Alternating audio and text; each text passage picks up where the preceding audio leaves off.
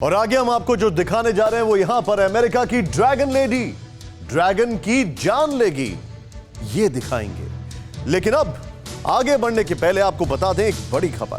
Super prime time में एक ऐसी खबर जिस पे आपको जरा ध्यान देना चाहिए। जब भी चीन जापान के रिश्ते की बात होती है तो इतिहास की वो खूनी कहानी सामने आ जाती है। वो साल था 1931 जब जापान ने बड़ी आक्रामकता से चीन में मंचूरिया पर कब्जा किया था, जिसके 6 साल बाद चीन जापान के बीच भीषण युद्ध हुआ, लाखों चीनी सैनिक मारे गए और साल 1945 में दूसरे विश्व युद्ध के साथ इसका अंत हुआ।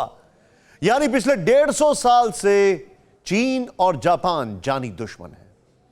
लेकिन इन दिनों चर्चा की बात यह है कि चीन जापान के प्रधानमंत्री शिंजो आबे के उत्तराधिकारी चुनने वाला। यह कैसा सच है, खुद देखें आप। शिंजो आबे रिटायर, ड्रैगन की खोपड़ी फायर।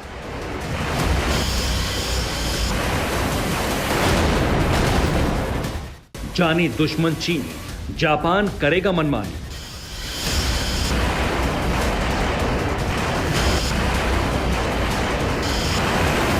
क्या जिनपिंग तय करेंगे आबे का उत्तराधिकारी?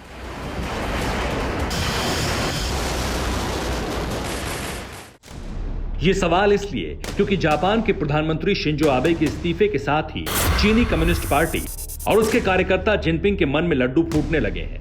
मन ही मन ड्रैगन गदगद हो रहा है और महायुद्ध के मुहाने पर खड़ी दुनिया में चर्चा गर्म है कि चीन को नाको चने चबवाने वाले शिंजो आबे के बाद जापान का पीएम कौन होगा।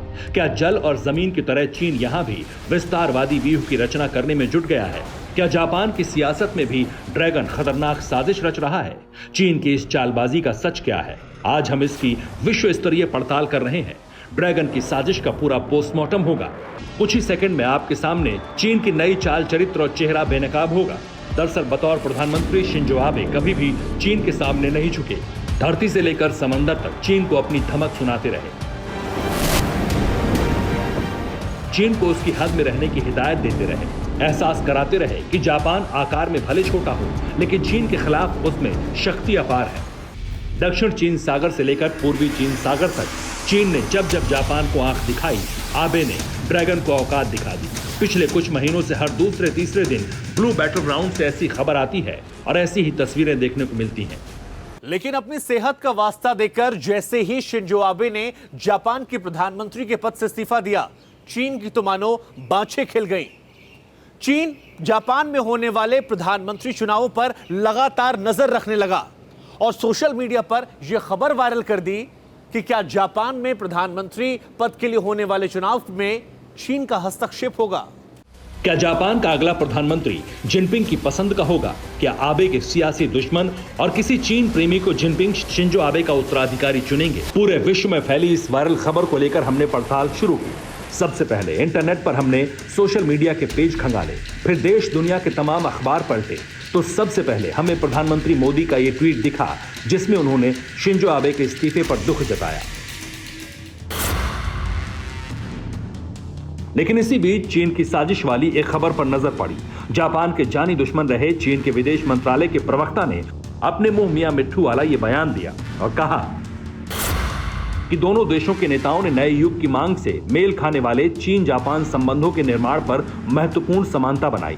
हम प्रधानमंत्री शिंजो आबे द्वारा इसके लिए की गई महत्वपूर्ण कोशिशों का सकारात्मक मूल्यांकन करते हैं और उनके यथाशीघ्र ही स्वस्थ होने की कामना करते हैं। जबकि दुनिया जानती है कि जापान चीन को फूटी आंख नहीं सुहाता, शिंजो आबे तो और भी नहीं, क्योंकि मक्कार और धोखेबाज चीन के खिलाफ वो सख्त स्टैंड लेते रहे हैं।